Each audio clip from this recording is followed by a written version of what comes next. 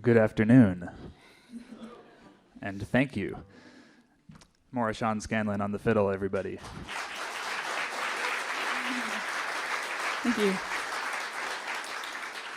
And this is Conor Hearn on the guitar.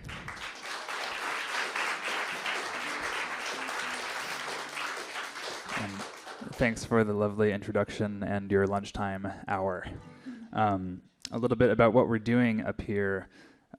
We met the lovely folks at the American Folklife Center more than a year ago, and it's been a real treat and pleasure to work with them on this kind of pipe dream of a concert that we've had to put together some Baroque music with some of our favorite Irish tunes. So we've spent a while kind of diving through some of the Irish music collections in the Folklife Center, and the bulk and lion's share of the music that we're playing in the Irish setting is from the recordings of Alan Lomax in the early 1950s. So we spent a while combing through all these beautiful recordings that he made trekking around Ireland, and there's all these fun tactile notes about what he experienced in the snow and the mud and the rain that he drove through to hang out with these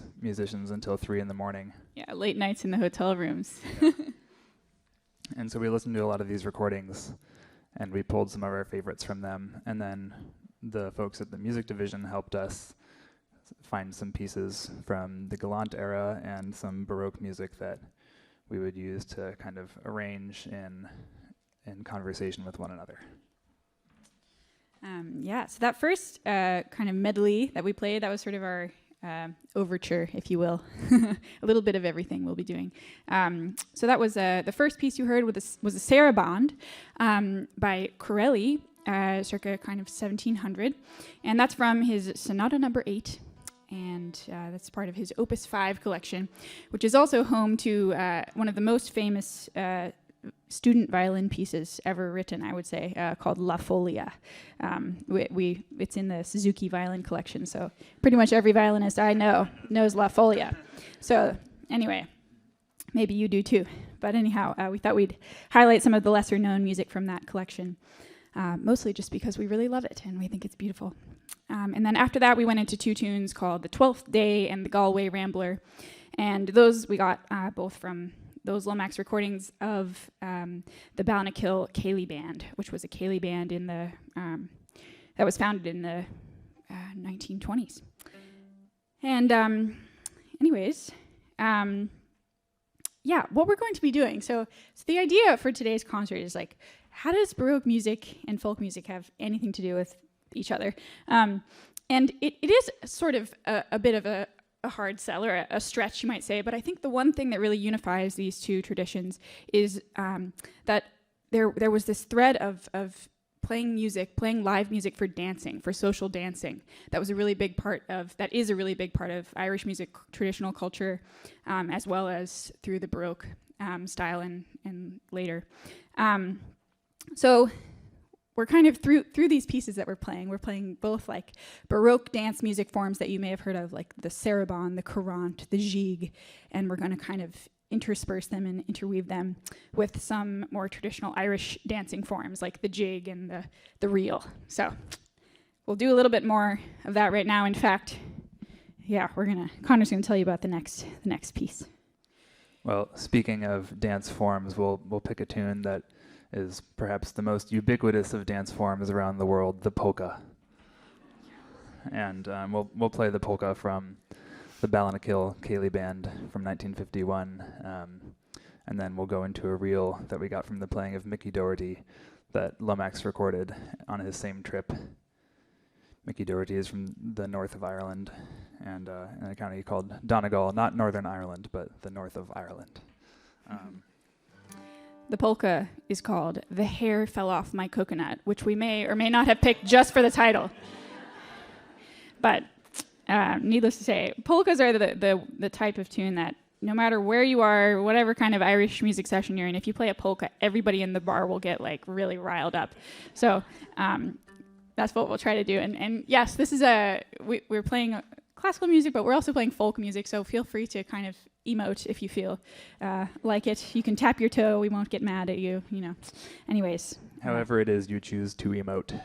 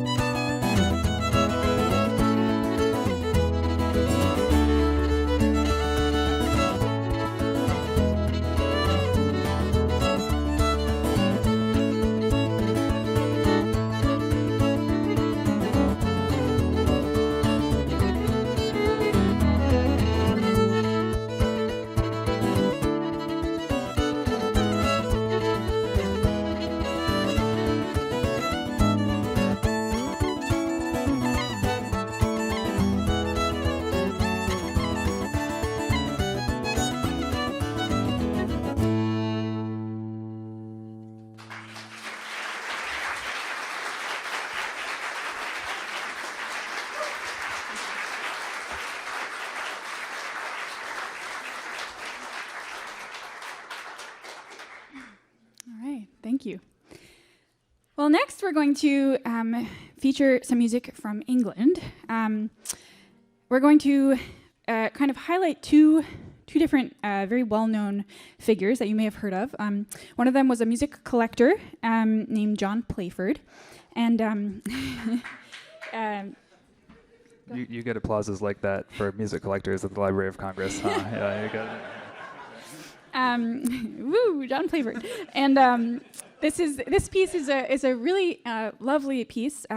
It's called Lady Mary's Courant, and we found this from the collection called The Dancing Master, which is a quite famous book of not only tunes from the region, but also dances, social dances. And the book is kind of interesting because the way that it's laid out on the page, I wish I could show it. I wish we had a backdrop here where I could show you. But anyway, basically the music is at the top of the page, and then right below the music, you have very detailed dancing instructions. And everybody probably would have known what those all meant, but it says things like, the first couple cast off, and the man falls between the second couple, and the woman between the third couple, and each three take hands round, So very, very descriptive, it's telling you how to do the dance, basically. So we're going to play this beautiful piece called Lady Mary's Courant. A courant is a dance type that was very popular in France and also Italy and also apparently England. And it's a dance that's felt in 3, so kind of waltz-esque, but it's different than a waltz. And then after that, we're going to play a piece that is attributed to Henry Purcell, who was an English composer, very well known in the kind of like high society music composition circles. And Henry Purcell and John Playford actually kind of collaborated and worked with one another throughout their careers. And this piece that we're going to play by Henry Purcell is very interesting because it's basically a jig. It's an Irish jig. It's like Henry Purcell trying to write an Irish jig. Its very scholarly title is A New Irish Tune. That's very yeah, it became very, very popular in popular culture, and people were like writing lyrics to the song and all sorts of things. Yeah, so effectively, we have this melody that may or may not be written by Henry Purcell, but what we think we can credit him for is assigning some bass motion to this popular melody at the time, and then it from there kind of took on a life of its own, where folks wrote some famous lyrics to it, and it became this sort of Protestant song that was making fun of the Irish, which we won't be doing any of today, but it became known as like the Lily Burrello or the Lily Bolero in different singing circles and ballads and such. So it's not quite the title of the tune or the melody itself, and we won't be singing it, but it kind of has made a little journey from where we found it. We're going to play it like it's an Irish jig, but we know now that, it's English-ish.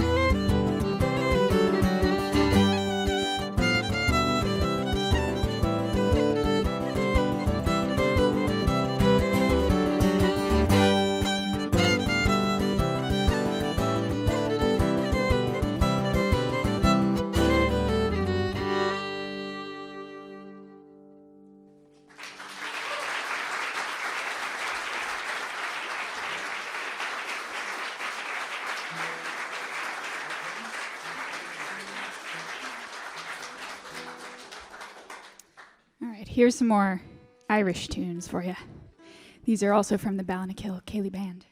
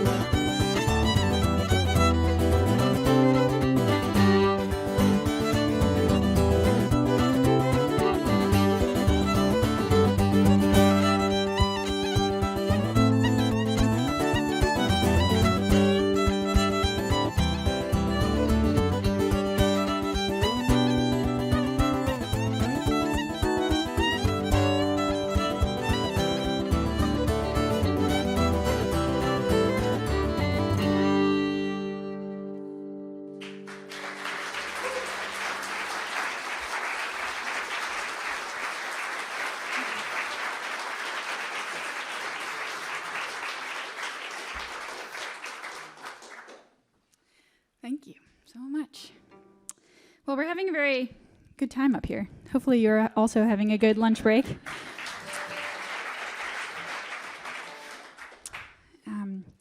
We're going to continue now with a giga from the same Corelli collection, Opus 5. This time it's from Sonata number 10. Yeah, we, let's see. We're getting our music ready for this one. So this might be a nice moment to kind of talk just a little bit about Corelli as a composer. Corelli was living and working in Italy for the most part at the height of the Baroque era. But the Baroque era was kind of known for being very highly ornamented stylistically, musically speaking, as well as in other elements of the time period as well, such as architecture, etc. But Corelli was actually kind of known for refinement and moderation in his compositions. Whether or not it sounds like that, I'm not totally sure. But anyhow, we thought this would be an interesting moment to kind of just briefly discuss the Galant period, which, as was mentioned in the introduction, so I don't really have to talk about it too much, but the Galant era kind of grew out of the tail of the Baroque era, and was this return to a more simplistic compositional style. And although Corelli was not associated with the Galant style really at all, these words that are used to describe him are kind of perhaps a foreshadowing of this Galant style, with the refinement and moderation. So anyways, we're going to play a jig for you now. And yeah, now that we've given you some Irish jigs, now you can hear what they were doing over in Italy. And you may be wondering to yourself what role the guitar has in the Baroque period, and the answer to that question is none at all.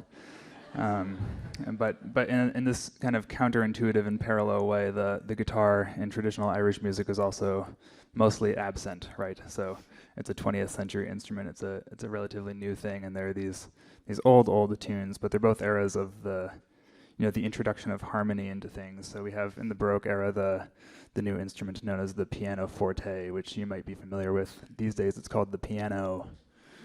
And so we're adding some harmony to these melodies that have been around for a long time. And the guitar is kind of doing the same thing in our century and the one before that in traditional Irish music. So we're going to think about these two things in conversation with each other by adding some guitar to this Baroque melody.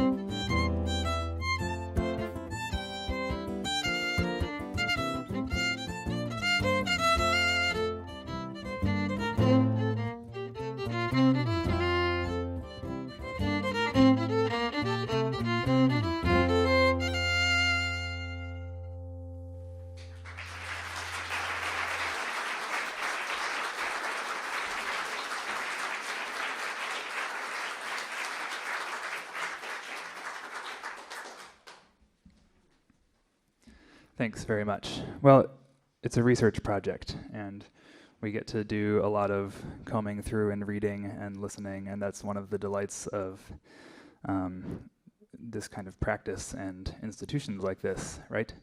But we get to experience a lot of that in our in our process, but the audience doesn't necessarily.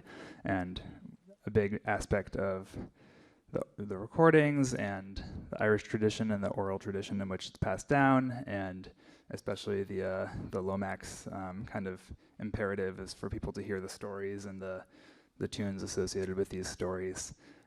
So we'd be remiss to leave you not hearing any of the recordings that we were listening to ourselves. So we thought it would be a fun moment to share with you a little bit of Mickey Doherty talking about the story of the man with only one tune. And I'll just say as a disclaimer that you might recognize the name of a man in this tune, and it has no relation to myself. Then we'll play a little bit for you after, and we'll play the tune that Mickey was referring to, and it was called the Fairy Reel. There's a lot of lore and folklore in Ireland about the fairies, right? So there's a lot of stories about them and the tunes associated with them as well. So we'll play the Fairy Reel for you after Mickey talks about it a little bit to you. And it's a tune that we are familiar with in the 21st century as a tune called the Gravel Walks, which is a 4-part tune. And here in the Lomax collection, it's referred to as the Fairy Reel, and it has 2 parts. So we thought we'd play for you the first version that Mickey presents to us in the Lomax collection, and then we'll add the 2 parts that we're familiar with from essentially like our own childhoods and stuff growing up playing tunes. We just kind of added those on there at the end. So yeah, we'll hear a little bit from Mickey now. Buckle in. It's about a 4-minute story, but it's a good one. So the fairies were very busy up there about Glenfiddich long ago, they tell me, Mickey. Oh, it was a great country for fairies. Was they were very good to the fiddlers, weren't they? Yes, and there was one man lived in Glenfiddich. He was a fiddler. He was the name of Hearn, and he only had the one tune. And at that time, you know, fiddlers was very scarce. There was not like now. Fiddlers was very scarce, and if a man that time could play ever a tune at all, you know, he was appreciated. He was. No matter how he done it. But there was a wedding took place anyway near hand, and they sent for this man. And there were a big crowd to be there. But he picked up courage anyway, and he got the fiddle in order, and the poor fellow only had the one tune. Away he went to the wedding, and indeed his courage wasn't good. For he knowed he only had the one tune, and he had a big crowd to meet, and he didn't know how he was going to come out. But he was going along anyway in a very lonely part of the road, for there was a lot of bushes. A very gentle place indeed. Mm-hmm. And there was some big rocks there too, you know, that was very wonderful looking. And Well, what do you mean by a gentle place, Mickey? oh, it was full of fairies. Uh-huh. You see? Yes. It was full of fairies, this gentle place. But he was going along anyway, and he had his head stooped, and he had the fiddle with him. The courage wasn't good, as he knew he only had the one tune, but at the same time he didn't like to refuse. He thought he would go, to be kind. So on he went anyway, and in this spot that I'm telling you about, out come a wee red-haired man. So the wee red-haired man, he saluted him. Well, me young man, he says, are you heading out for a journey? I am, he says. I'm going, he says, to a wedding, he says, and indeed, he says, I don't care much for going, he says. I see, he says, you play the fiddle. Oh, I play the fiddle, he says, in a way, he says, indeed, he says, in another way I don't play it, he says, I only have one tune. So he says, they're taking me to the wedding tonight, he says, indeed, he says, I'm not going, he says, with great courage. What kind of a fiddle have you, says the wee man, says he. Show me her, he says, last here. So the wee red-haired man catched the fiddle, and he looked at her, and he run his fingers across the fiddle, and there's what he done. So he handed her back to him again. Now he says, young man, he says, go you on to the wedding, he says, tonight. And there'll be no fiddle player like you there tonight, he says. You'll be as good, he says, as ever went into that same house that you're going to. By gosh, he had good courage then when he heard that. He had. Well, he went on to the wedding, and there was a very big crowd. Of course, everyone knowed him, and they knowed him surely to be a fiddle player that wasn't good, you know, and he only had the one tune. The neighbours all knowed him. But they had a seat prepared for him when he went in. He took his seat. They all got out to dance. And that was the fiddle player. There weren't a fiddle player in all Ireland like him. and there wasn't a tune of 100 tunes but he had.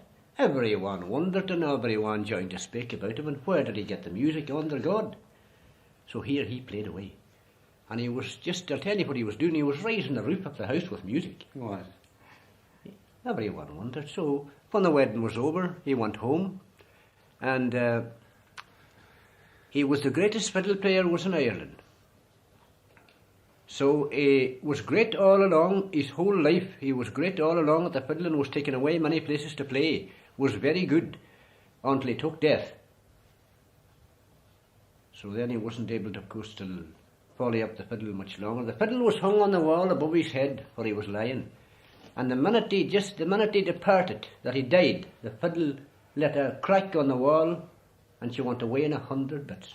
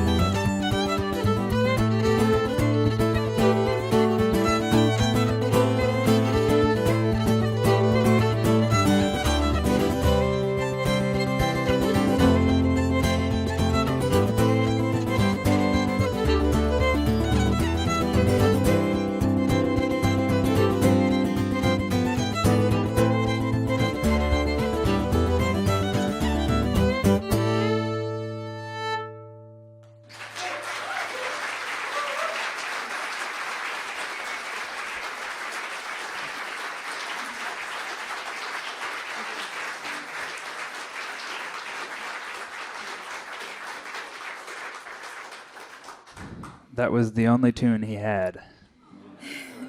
But it's a good one to have if It it's all was you a good got. one, yeah. All right. Well, so that was a little moment to kind of highlight the storytelling tradition that goes along with the oral passing down of both stories and music in Ireland. And now we came across this piece that Mickey Doherty was also playing in one of these interviews, and we just felt like it was so incredible. It tells the story. It's a musical storytelling of this kind of very quintessential story that we've all probably heard at some point in some variation of the hounds and the hare, the great chase, you know. So Mickey plays these tunes, and he kind of, in the middle of these two tunes, he kind of really illustrates musically this epic moment where like something crazy is happening and the dogs are about to catch the hare and the blah, blah, blah. So we're going to play these two tunes for you. The first is a jig, and then the second one is a hop jig. And in the middle, you're going to hear Mickey shredding away. Yes, it's up to the listener to interpret whether the hare gets away.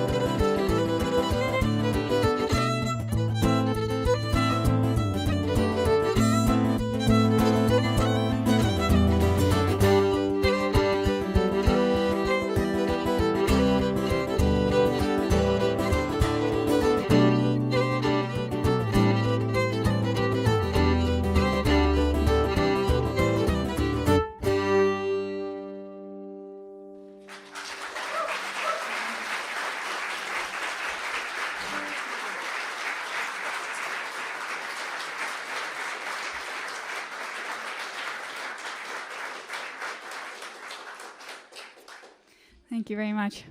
So it sounds like the consensus was that the bunny didn't fare so well. The hair didn't fare so well. All right, well, next up we're going to play one piece of non-dance music for you. And this is an allegro, also from that same Opus 5 collection by Corelli. And we wanted to play this one because it's just a really beautiful piece of music, and we'd love to revive it.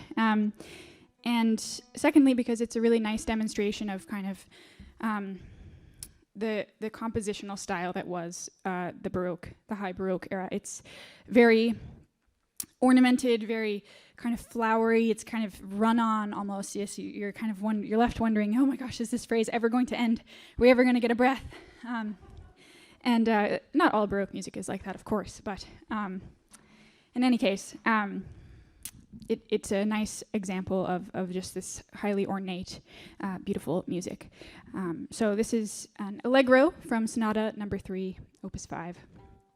And this one is also a unique example because unlike the other more classical pieces that we've played, or more Baroque, I should say, this one is almost it's a true duet. So Conor is going to hold down his side of the duet, and some of the other pieces have just had sort of very simple bass lines, and Conor has we kind of had to make some decisions about figured bass and chord voicings and all of that stuff. But this one has a little bit of that, but it's really just a duet. Yes, there's a lot of, you might be familiar with the word counterpoint, and there's a lot of counterpoint in Baroque music, but also it's something that we tend to think about in the accompaniment of traditional Irish music. There's a certain tradition of playing instruments like the bouzouki, the Greek bouzouki, that has made its way to Ireland, and rather than playing full-voiced chords or something like you can think about piano-style accompaniment with many fingers playing many notes at one time, you'd end up playing one or two notes that are kind of accentuating the melody. So it's the counterpoint approach is very much at home in the traditional Irish accompaniment style, as well as in the approach to Baroque accompaniment in one way or another.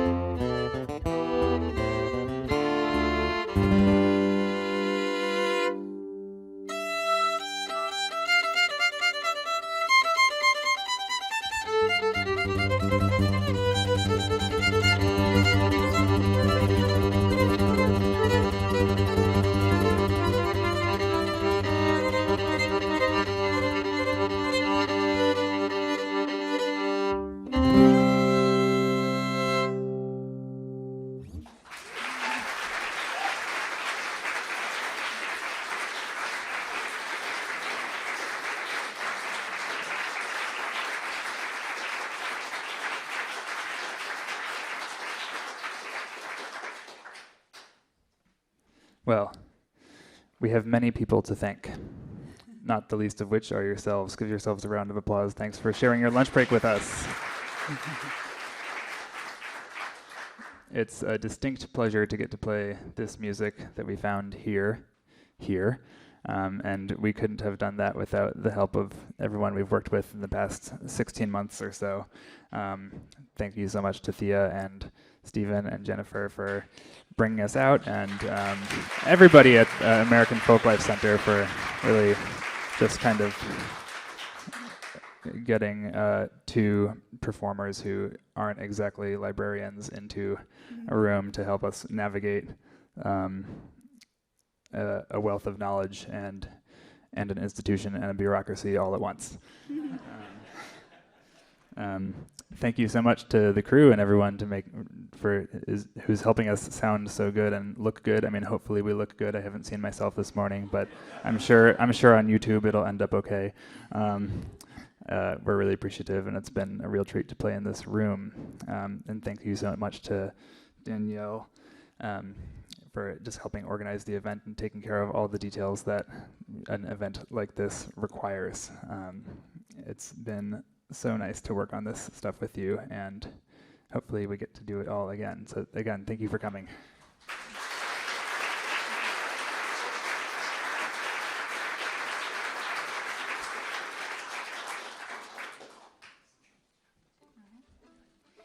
To finish out, we're just going to play a couple more tunes for you. I'm actually not sure that this fiddle player has been mentioned yet, so I'll just say her name. These next few tunes are called Wayland's Jig, Reevy's Jig, and The Bird in the Tree. We know these today as a couple different titles, but the middle tune is an Ed Reevy tune. Ed Reevy was very influential and prolific tune composer. And The Bird in the Tree, we know it as The Bird in the Bush. But anyhow, there are a couple of our favorite tunes, and a few of the tunes that we actually kind of knew coming into the collection. But we tried to really stay true to the playing that was in the recordings from Alan Lomax. Anyways, these tunes we got from the playing of Aggie White, who is a woman fiddle player, which, back in the day, there weren't so many. Especially at the time of the recording of this collection. I think Lomax was there in 1951 to 1953 or so, and in 1954 Aggie became the first woman to win the All-Ireland on the fiddle, so she was kind of a trailblazer in the competition world on the fiddle as well. Anyway, she's a really incredible fiddle player, and it was really a great treat to get to learn some tunes from her via this recording. So here we go. Thank you.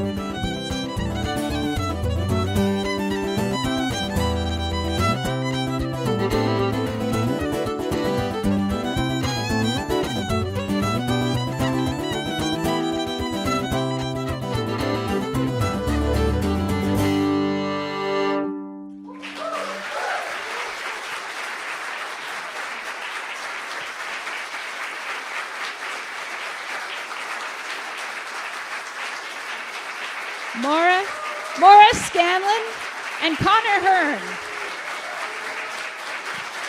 And they are Rakish.